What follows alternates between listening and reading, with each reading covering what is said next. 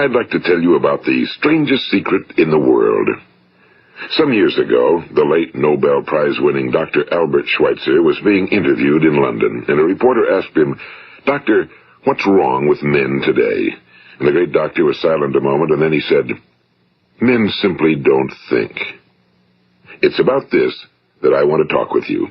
We live today in a golden age. This is an era that man has looked forward to, dreamed of, and worked toward for thousands of years. But since it's here, we pretty well take it for granted. We in America are particularly fortunate to live in the richest land that ever existed on the face of the earth, a land of abundant opportunity for everyone. But do you know what happens? Well, let's take 100 men who start even at the age of 25. Do you have any idea what will happen to those men by the time they're 65? These 100 men who all start even at the age of 25 believe they're going to be successful. If you asked any one of these men if he wanted to be a success, he'd tell you he did. And you'd notice that he was eager toward life, that there was a certain sparkle to his eye, an erectness to his carriage, and life seemed like a pretty interesting adventure to him. But by the time they're 65, 1 will be rich. 4 will be financially independent. 5 will still be working. 54 will be broke. Now think a moment. Out of the 100, only 5 make the grade. Now why do so many fail? What has happened to the sparkle that was there when they were 25? What's become of the dreams, the hopes, the plans? And why is there such a large disparity between what these men intended to do and what they actually accomplished? When we say about 5% achieve success, we have to define success. And here's the best definition I've ever been able to find. Success is the progressive realization of a worthy ideal. If a man is working toward a predetermined goal and knows where he's going, that man is a success.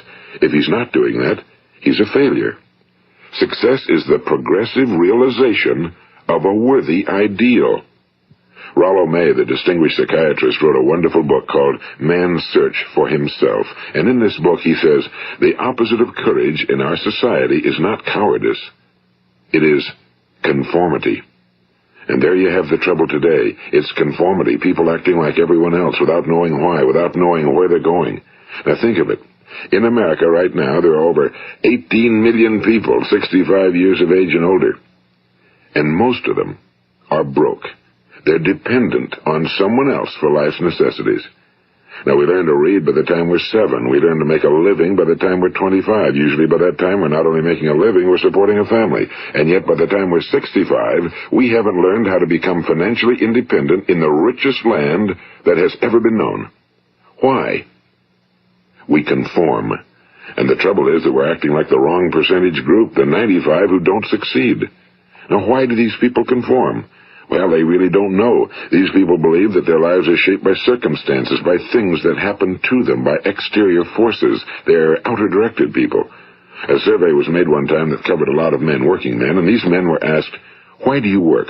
Why do you get up in the morning?" 19 out of 20 had no idea. If you ask them, they'll say, well, everyone goes to work in the morning, and that's the reason they do it, because everyone else is doing it. Now let's get back to our definition of success. Who succeeds? The only person who succeeds is the person who is progressively realizing a worthy ideal. He's the person who says, I'm going to become this, and then begins to work toward that goal. I'll tell you who the successful people are. A success is the school teacher who's teaching school because that's what he or she wants to do. The success is the woman who's a wife and mother because she wanted to become a wife and mother and is doing a good job of it. The success is the man who runs the corner gas station because that was his dream. That's what he wanted to do. The success is the successful salesman who wants to become a top-notch salesman and grow and build with his organization.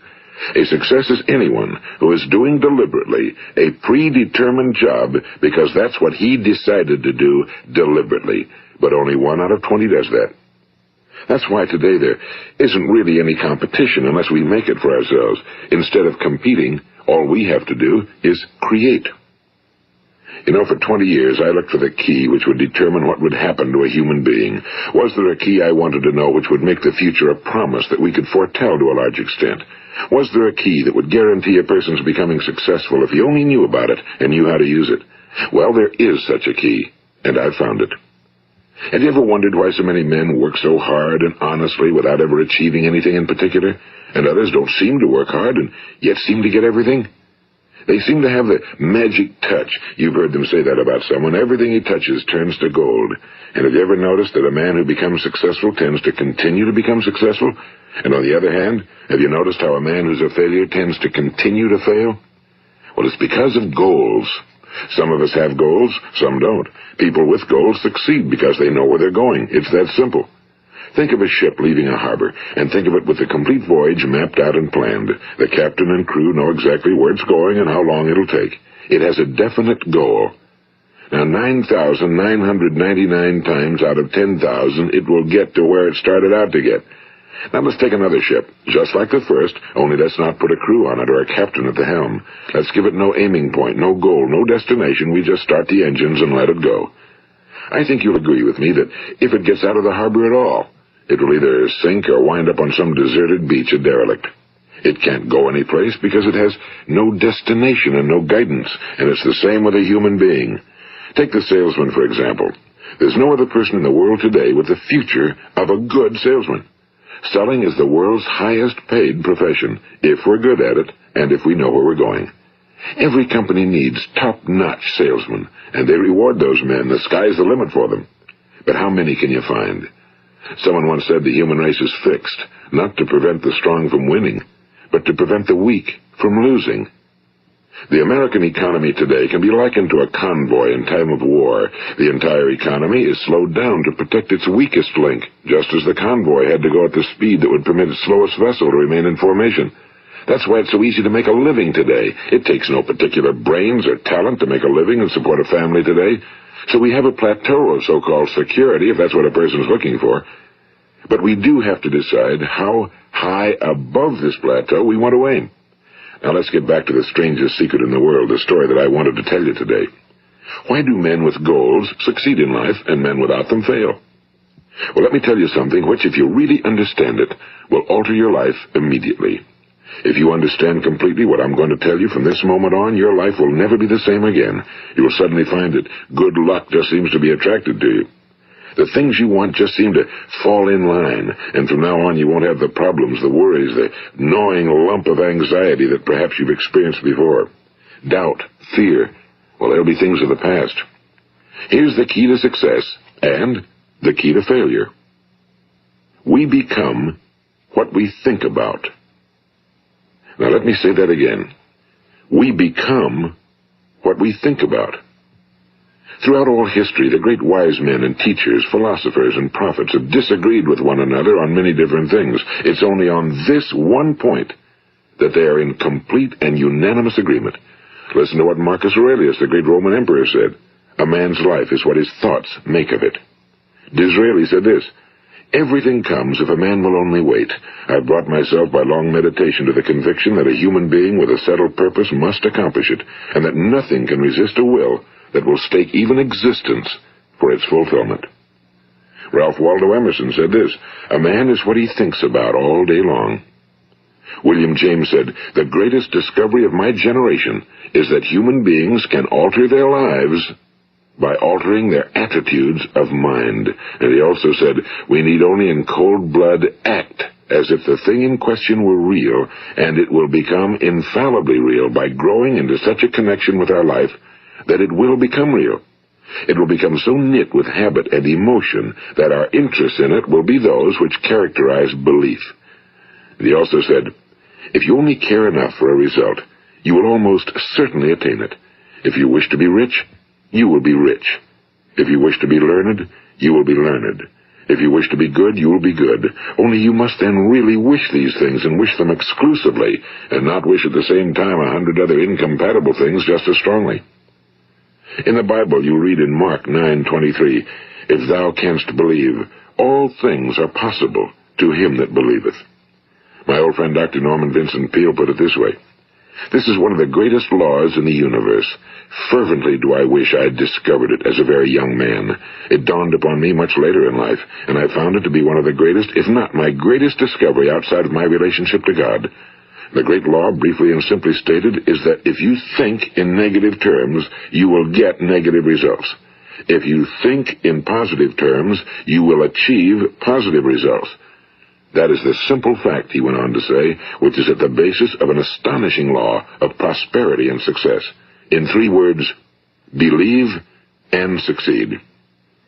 William Shakespeare put it this way: our doubts are traitors and make us lose the good we oft might win by fearing to attempt. George Bernard Shaw said, people are always blaming their circumstances for what they are. I don't believe in circumstances. The people who get on in this world are the people who get up and look for the circumstances they want, and if they can't find them, make them. Well, it's pretty apparent, isn't it? And every person who discovered this for a while believed that he was the first one to work it out. We become what we think about. Now, it stands to reason that a person who's thinking about a concrete and worthwhile goal is going to reach it, because that's what he's thinking about, and we become what we think about. Conversely, the man who has no goal, who doesn't know where he's going, and whose thoughts must therefore be thoughts of confusion and anxiety and fear and worry, becomes what he thinks about. His life becomes one of frustration and fear and anxiety and worry. And if he thinks about nothing, he becomes nothing. Now, how does it work? Why do we become what we think about? Well, I'll tell you how it works as far as we know. Now, to do this, I want to tell you about a situation that parallels the human mind. Suppose a farmer has some land, and it's good fertile land. Now, the land gives the farmer a choice. He may plant in that land whatever he chooses. The land doesn't care. It's up to the farmer to make the decision. Now, remember, we're comparing the human mind with the land because the mind, like the land, doesn't care what you plant in it. It will return what you plant, but it doesn't care what you plant. Now, let's say that the farmer has 2 seeds in his hand. One is a seed of corn. The other is nightshade, a deadly poison. He digs 2 little holes in the earth, and he plants both seeds, one corn, the other nightshade. He covers up the holes, waters, and takes care of the land, and what will happen? Invariably, the land will return what's planted. As it's written in the Bible, as ye sow, so shall ye reap. Now remember, the land doesn't care. It'll return poison in just as wonderful abundance as it will corn. So up come the 2 plants, one corn, one poison. Now, the human mind is far more fertile, far more incredible and mysterious than the land, but it works the same way. It doesn't care what we plant. Success, failure.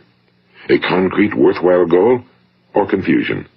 Misunderstanding, fear, anxiety, and so on. But what we plant, it must return to us. You see, the human mind is the last great unexplored continent on Earth. It contains riches beyond our wildest dreams. It will return anything we want to plant. Now, you might say, well, if that's true, why don't people use their minds more? Well, I think they figured out an answer to that one, too. Our mind comes as standard equipment at birth. It's free, and things that are given to us for nothing we place little value on. Things that we pay money for, we value. The paradox is that exactly the reverse is true. Everything that's really worthwhile in life came to us free. Our minds, our souls, our bodies, our hopes, our dreams, our ambitions, our intelligence, our love of family and children and friends and country, all these priceless possessions are free. But the things that cost us money are actually very cheap and can be replaced at any time. A good man can be completely wiped out and make another fortune. He can do that several times. Even if our home burns down, we can rebuild it. But the things we got for nothing, we can never replace. The human mind isn't used because we take it for granted. Familiarity breeds contempt. It can do any kind of job we assign to it, but generally speaking, we use it for little jobs instead of big, important ones. Universities have proved that most of us are operating on about 10% or less of our abilities. So decide now, what is it you want? Plant your goal in your mind. It's the most important decision you'll ever make in your entire life. What is it you want? Do you want to be an outstanding salesman? A better worker at your particular job? Do you want to go places in your company? In your community? Do you want to get rich? All you've got to do is plant that seed in your mind, care for it, work steadily toward your goal, and it will become a reality. It not only will, there's no way that it cannot. You see, that's a law, like the laws of Sir Isaac Newton, the laws of gravity. If you get on top of a building and jump off, you'll always go down. You'll never go up, and it's the same with all the other laws of nature. They always work. They're inflexible. Think about your goal in a relaxed, positive way. Picture yourself in your mind's eye as having already achieved this goal. See yourself doing the things you will be doing when you've reached your goal. Ours has been called the phenobarbital age, the age of ulcers and nervous breakdowns and tranquilizers. At a time when medical research has raised us to a new plateau of good health and longevity, far too many of us worry ourselves into an early grave trying to cope with things in our own little personal ways without learning a few great laws that will take care of everything for us. These things we bring on ourselves through our habitual way of thinking. Every one of us is the sum total of his own thoughts. He is where he is because that's exactly where he really wants to be, whether he'll admit that or not. Each of us must live off the fruit of his thoughts in the future, because what you think today and tomorrow, next month and next year, will mold your life and determine your future. You're guided by your mind. I remember one time I was driving through eastern Arizona, and I saw one of those giant earth-moving machines roaring along the road at about 35 miles an hour with what looked like 30 tons of dirt in it, a tremendous, incredible machine, and there was a little man perched way up on top with the wheel in his hands guiding it. And as I drove along, I was struck by the similarity of that machine to the human mind. Just suppose you're sitting at the controls of such a vast source of energy. Are you going to sit back and fold your arms and let it run itself into a ditch? Or are you going to keep both hands firmly on the wheel and control and direct this power to a specific, worthwhile purpose? It's up to you. You're in the driver's seat. You see, the very law that gives us success is a two-edged sword. We must control our thinking. The same rule that can lead a man to a life of success, wealth, happiness, and all the things he ever dreamed of for himself and his family. That very same law can lead him into the gutter. It's all in how he uses it, for good or for bad. This is the strangest secret in the world. Now, why do I say it's strange, and why do I call it a secret? Actually, it isn't a secret at all. It was first promulgated by some of the earliest wise men, and it appears again and again throughout the Bible, but very few people have learned it, understand it. That's why it's strange, and why for some equally strange reason it virtually remains a secret. I believe that you could go out and walk down the main street of your town and ask one man after another what the secret of success is, and you probably wouldn't run into one man in a month who could tell you. Now, this information is enormously valuable to us if we really understand it and apply it. It's valuable to us not only for our own lives, but the lives of those around us, our families, employees, associates, and friends. Life should be an exciting adventure. It should never be a bore. A man should live fully, be alive. He should be glad to get out of bed in the morning. He should be doing a job he likes to do because he does it well. One time I heard Grove Patterson, the great late editor-in-chief of the Toledo Daily Blade, make a speech, and as he concluded his speech, he said something I've never forgotten. He said, "My years in the newspaper business have convinced me of several things. Among them, that people are basically good, and that we came from someplace, and we're going someplace. So we should make our time here an exciting adventure. The architect of the universe didn't build a stairway leading nowhere." And the greatest teacher of all, the carpenter from the plains of Galilee, gave us the secret time and time again. As ye believe, so shall it be done unto you. I've explained the strangest secret in the world and how it works. Now, on this side, I want to explain how you can prove to yourself the enormous returns possible in your own life by putting this secret to a practical test. I want you to make a test that will last 30 days. It isn't going to be easy, but if you'll give it a good try, it will completely change your life for the better. Now, back in the 17th century, Sir Isaac Newton, the English mathematician and natural philosopher, gave us some natural laws of physics which apply as much to human beings as they do to the movement of bodies in the universe. And one of these laws is that for every action, there is an equal and opposite reaction. Simply stated, as it applies to you and me, it means we can achieve nothing without paying the price. The results of your 30-day experiment will be in direct proportion to the effort you put forth. To be a doctor, you must pay the price of long years of difficult study. To be successful in selling, and remember that each of us succeeds to the extent of his ability to sell. Selling our families on our ideas, selling education in schools, selling our children on the advantages of living the good and honest life, selling our associates and employees on the importance of being exceptional people. To, of course, the profession of selling itself. But to be successful in selling our way to the good life, we must be willing to pay the price. Now, what is that price? Well, it's many things. First, it's understanding emotionally, as well as intellectually, that we literally become what we think about, that we must control our thoughts if we're to control our lives.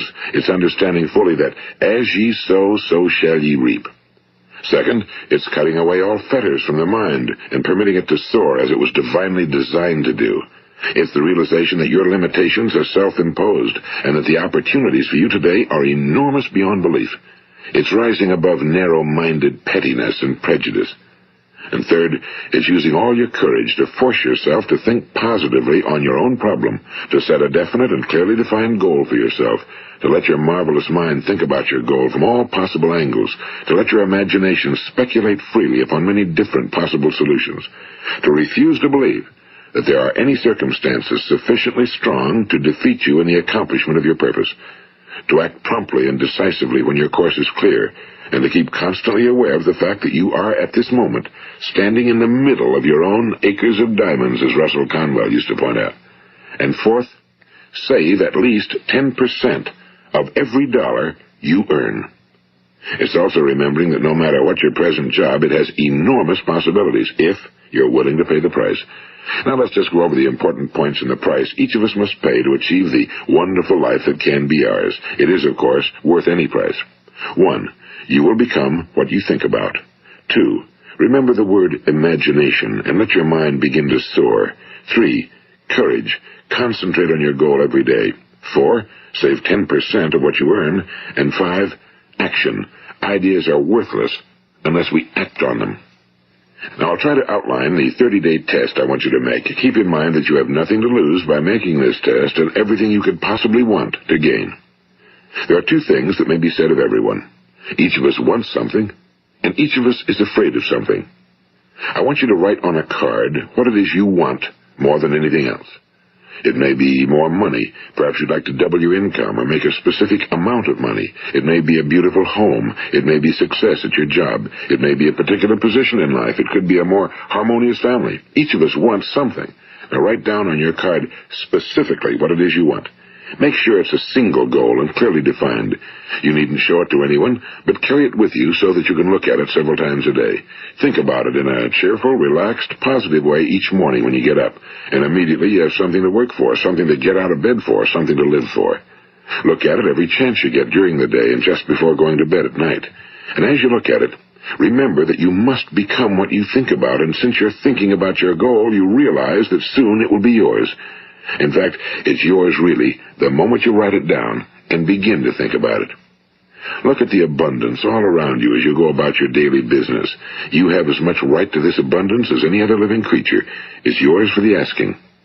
Now we come to the difficult part. Difficult because it means the formation of what is probably a brand new habit, and new habits are not easily formed. Once formed, however, it will follow you for the rest of your life. Stop thinking about what it is you fear. Each time a fearful or negative thought comes into your consciousness, replace it with a mental picture of your positive and worthwhile goal. And there will come times when you'll feel like giving up. It's easier for a human being to think negatively than positively. That's why only 5% are successful. You must begin now to place yourself in that group. For 30 days, you must take control of your mind. It will think about only what you permit it to think about. Each day for this 30-day test, do more than you have to do. In addition to maintaining a cheerful, positive outlook, give of yourself more than you've ever done before. Do this knowing that your returns in life must be in direct proportion to what you give.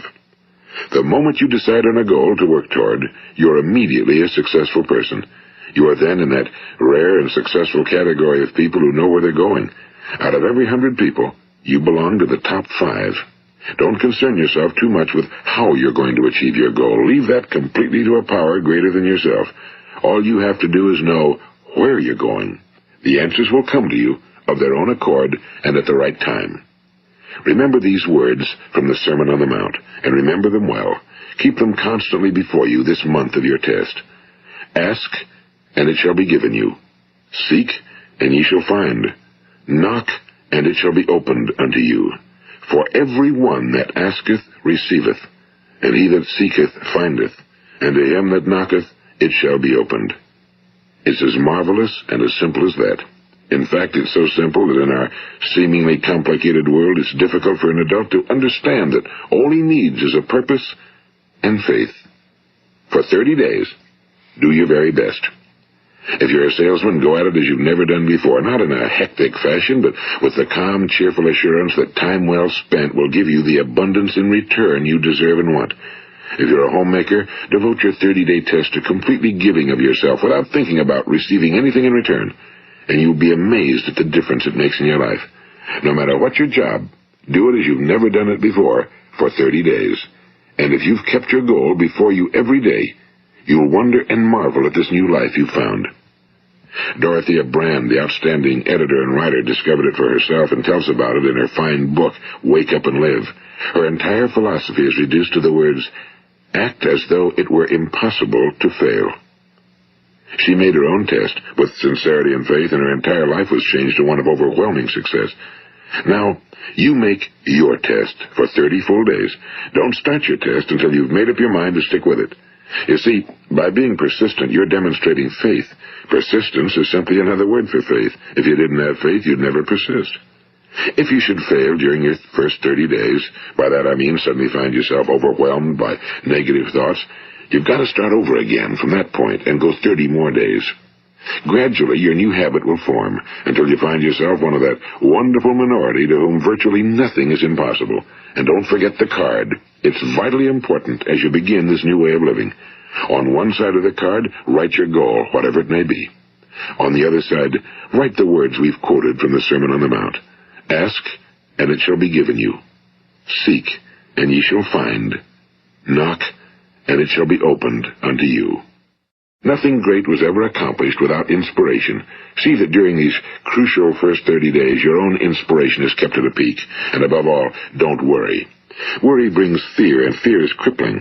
The only thing that can cause you to worry during your test is trying to do it all yourself. Know that all you have to do is hold your goal before you. Everything else will take care of itself.